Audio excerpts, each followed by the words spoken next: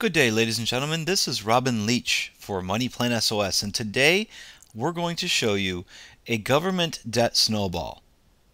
Using Eric Lentz's debt snowball calculator, we're going to show you what it would take for the government to pay off all of our debts. Here I have an example of the pro version of the debt snowball calculator. You can get yours at debtsnowballcalculator.net.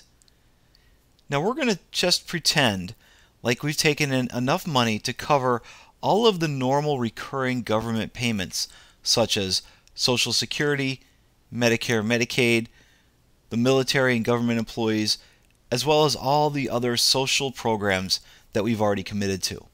So we're not going to include that in this spreadsheet. This middle section is where we're entering the outstanding debts. These are the top 14 outstanding debts according to BusinessInsider.com and the U.S. Treasury Department. For example, Brazil. We owe Brazil $211 billion. That's billion with a B. At a 3% interest rate, that monthly payment turns out to be about $528 million a month. Yeah. $528 million with an M, $million a month. I know it's hard to hear. It's about as hard to hear as it is for me to say that. Also note at the bottom we have a total here. What the current outstanding debt balance is, that's over $10 trillion. So how are we going to pay this off? Let's go to the Results tab. This is the front page of the pro version of the Debt Snowball Calculator.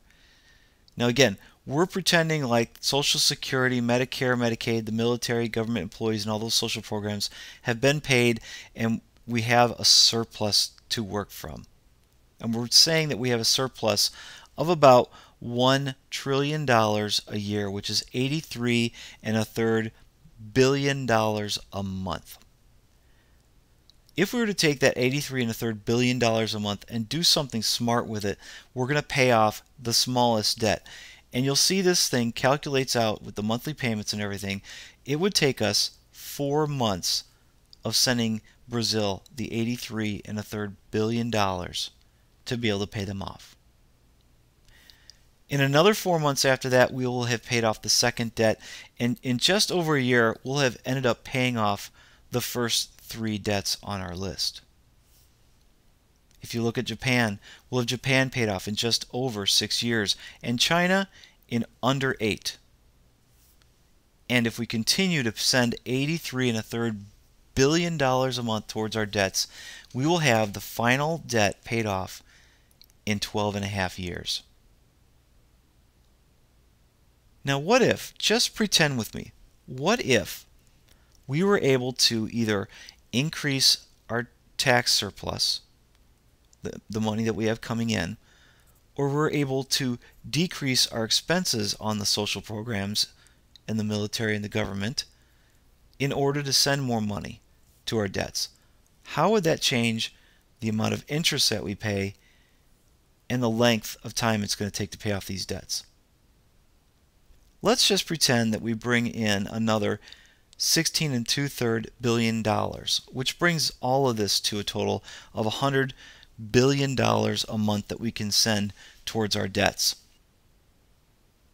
As you can see, what that did was it changes the time we can pay off Brazil. It reduces it to 3 months. And if we continue sending that $100 billion a month towards our debts, then we'll have the first 3 paid off in under a year. And Japan will be paid off in just over 4 years, and China in just over 6. And finally, we would have all of our debts paid off in just over 10 years.